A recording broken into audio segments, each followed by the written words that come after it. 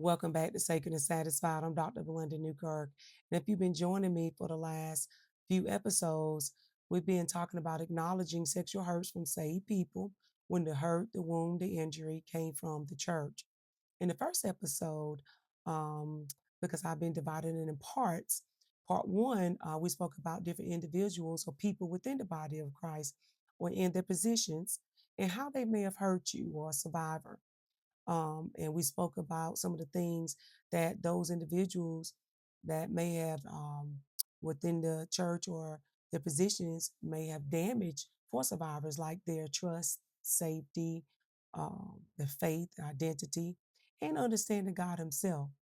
And last week, which is part two, we talked about those who have spoken out and those who still feel that they can. We talked about what it looks like to speak the truth and the risk and the cost of it, and discuss what it looks like for those who haven't been able to speak out and what it feels like and the impact of the silent trauma. Now, this is part three, and we're going to be still talking about the same topic, acknowledging the sexual hurts from saved people when the hurt, the wound, or the trauma came from within the church. But the topic for this one is going to focus on the impact of the sexual trauma on desire in the body. And we're going to start this episode by talking about sexual trauma that leaves fingerprints. That sexual trauma, how it leaves fingerprints. And what I mean by that is that our experiences is often imprinted on the body and the mind, okay? Which is persisting long after the initial event. Now, this creates a culture of concealment where the body remembers what the mind tried to suppress. The body will remember what the mind tries to suppress. So, for many survivors, the sexual thoughts or that they go through trigger memories. They are part of the brain. This is the part of the brain that senses that is sensitive to hormone the hormonal floods of trauma, which can store fragmented memories. Okay. So in the future, even non-threatening sexual thoughts can trigger vivid flashbacks or intrusive memories, causing the survivor to relive the assault. Okay. So touch can create a panic or distortion or disassociation. Like present touch can mimic the sensation of the past abuse, someone hugging you, walking up, holding your hand, leading the brain to signal immediate danger. Now, this often is result can often results in a panic attack, which is caused by hyperventilation, dizziness, or a strong startle response. You're jumpy all the time, even when you don't want to be, or disassociation. And what that means, disassociation is a survival mechanism where the brain switches off or spaces out to protect the person from overwhelming a reality of what they experience. They disassociate and separates themselves. The brain switches off or spaces out from it.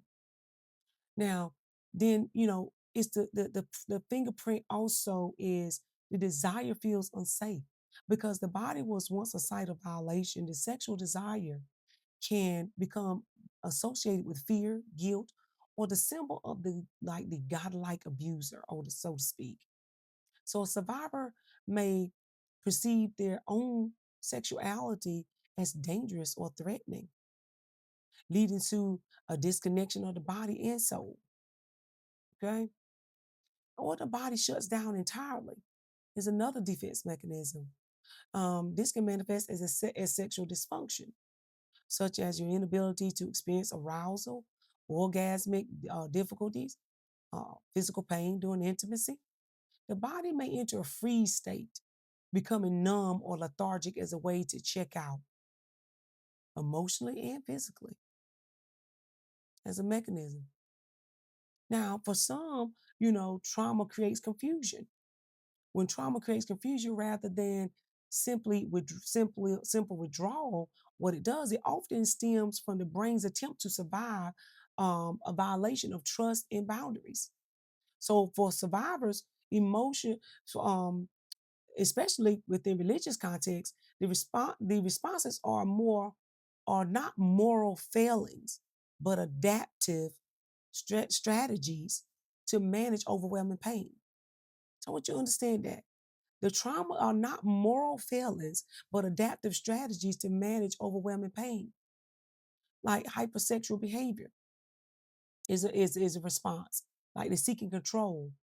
Um, while some may shut down, others move towards sex compulsively. It's rarely about genuine desire or pleasure. It's a survival mechanism. Like if you seeking control, you want to control the situation now. You want to be in control because you feel out of control when you were violated. Another way of adaptive strategies that to manage overwhelming pain that survivors do is they try to reclaim agency. And what I mean by that is by initiating sex. And so a survivor may try to rewrite their narrative, choosing what happens to their body to feel in control rather than powerless. You try to rewrite your own story. Say, I'm going to choose what happens. I'm going to choose. I'm going to be in control. I'm going to reclaim this for myself. And then it's called a self-medication of sex medication is what I call it. Where your sexual activity can flood the brain with dopamine. You try to engage in as much sex as possible. Where you temporarily numbing the anxiety and the fight or flight responses that's triggered by the trauma memories. You say, I'm gonna do this, I'm gonna sex medicate. I'm gonna engage in it, and this is what I'm gonna do, and I'm gonna get as much of it how I want to, when I want to feel in control, to reclaim the agency. It's a safety versus a compliance issue that's happening. In your attempt to balance the response as a survivor, um, you use sex to appease others, believing that being useful or compliant is the only way to stay safe. So this is your way to say, I'm in control. I'm going to use sex and I'm going to balance the odds because I was taken advantage of. I was made to feel this particular way. I'm going to fix the situation my way by balancing it out and engaging in sexual behaviors that's not healthy. But it's a defense mechanism to try to help you reclaim the confusion that you've been in and what has happened to you and the trauma that you were exposed to or that you experienced. So I want you to understand that these are not moral failings, but adaptive strategies to manage overwhelming pain.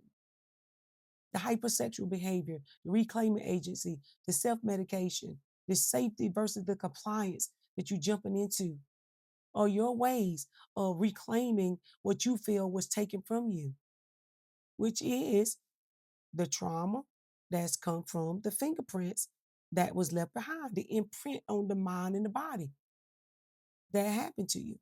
Now, shame cycles is another aspect of what survivors go through, like the weight of being bad or feeling bad.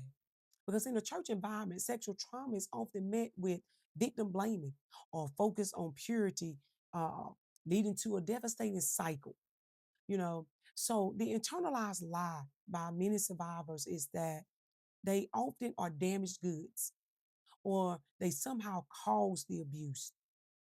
Now, this leads to a deep seated feelings of hatred, disgust, worthlessness directed at yourself, which is not right. And it's like a vicious cycle where shame can lead to hypersexual behaviors as a way to feel worthy or seen for a moment. That self comfort just for that moment. However, because the behavior doesn't align with your values, with your true values, it triggers more shame. It fuels further compulsive behavior to numb that pain, which will in turn cause more trauma. So the emotional detachment is a part of checking out, walls to protect the self from the reality. when it's experiencing too much pain to process. So the disassociation that I spoke of earlier, like during intimacy or even daily life, as a survivor, you might feel like you're floating above your body or checking out. Like I'm just not there. I'm present, but I'm not there. Physically there, but my myself, my whole mind and everything is checked out. Now, this is the brain's way of ensuring that you as a survivor isn't there to feel the hurt or the pain or the trauma again, which is a natural response. It's like, and also goes into the numbing. Over time, this can lead to general inability to feel joy, love, or even sadness in itself. You're numb to everything, any type of emotion, as the brain has dialed down all emotional intensity to keep the bad feelings away. You're creating these defense mechanisms to cope, to survive, to cover yourself. Now, difficulty, it causes difficulty trusting partners, which is the broken compass I spoke about before. Because when a person's trust, like a church leader or saved person, has broken trust that causes harm to you as a survivor, your internal sense of safety is shattered, is damaged, is gone. You know? So you constantly scan partners like in a hyper vigilant way. You're like, okay, red flags, your signs of betrayal, making it impossible to relax, even in healthy connections and healthy situations. Okay? So trauma often impairs the ability to set or sense boundaries. Find yourself accidentally repeating unsafe patterns or feeling that any intimacy is a precursor to the violation. Like I'm getting ready to go through this again. Any type of intimacy you feel, anybody touching you, kissing you, or hugging you, it triggers something within you. And you feel like you're reliving it or re-experiencing it. But I want to let you know this. This is not a spiritual failure, okay? These are trauma responses. These are the fingerprints of trauma. By reframing these behaviors as trauma responses rather than spiritual failures, you're able to refocus and shift from shame to healing. And that's what we're doing here in these episodes. Okay? Now, this is a powerful reclamation of your identity. Because in religious spaces, trauma symptoms like depression, sexual confusion, or loss of faith are often mislabeled as sin, lack of faith, or spiritual weaknesses. And that's not true. When a survivor struggles with hypersexual behavior, numbness, or an inability to pray, you often feel you are failing God. But that's like a like a physiological, it's physiological, not theological. I want you to understand that. The brain's fight, flight, or freeze response is a biological reflex, not a moral choice. Okay? A racing heart or a shutdown body is the nervous systems trying to survive, turning away from God. That's not what it is. So I want you to understand this is the end of self condemnation because who the Son has set free is free indeed. It tells the survivor when you know that you are not a bad Christian because you are struggling to move on. You are a wounded person whose body is reacting exactly how it was designed to react to overwhelming pain or overwhelming hurt or trauma. This validates the fingerprints of trauma that we're speaking about. Panic, disassociation, distrust, or logical responses of the abuse. It's the body's defense. If a person is burned by fire, they develop a scar and a jump reflex from heat. Now you ain't gonna get close to it. This is survival response. Similar, if a person is harmed by a saved person, their spiritual reflex is to pull away, step away, pull back from the church or God to stay safe. So naming the reality though, calling it trauma, places the responsibility back on the event of the abuser and the perpetrator rather than on the survivor's character. Okay? Isaiah 61:1 reminds us, if you go there, He has sent me to bind up the brokenhearted, to proclaim freedom for the captives.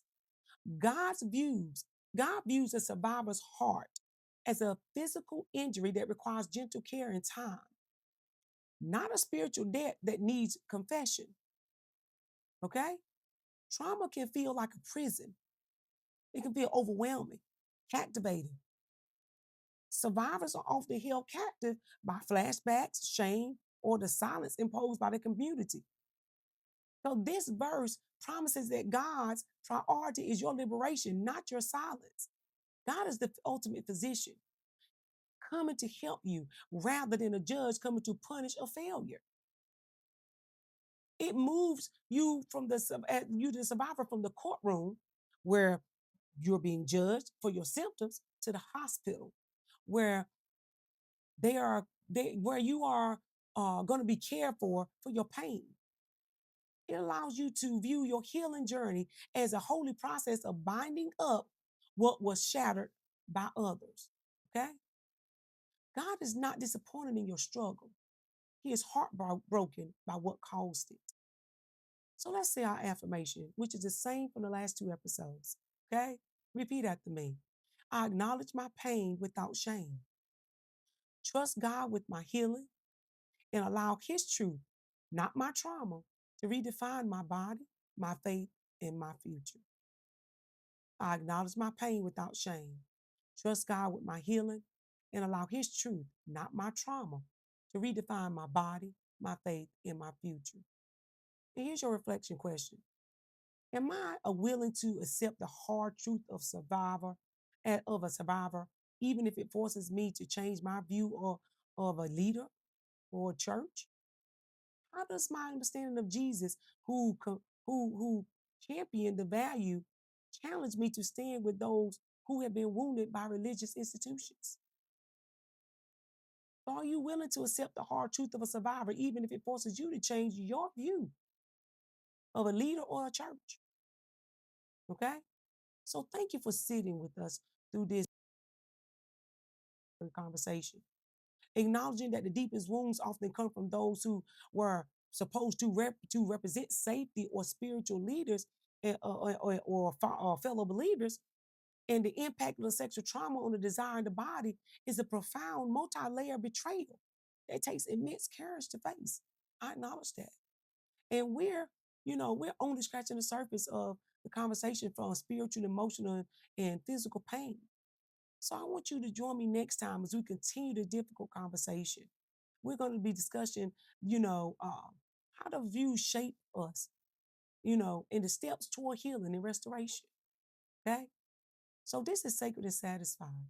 I'm Dr. Belinda Newcott, and I'll see you next Thursday night for part 4 and the final episode of Sexual Hurts from Saved People, when the wound, the injury, or the hurt came from the church. Fight on my battle.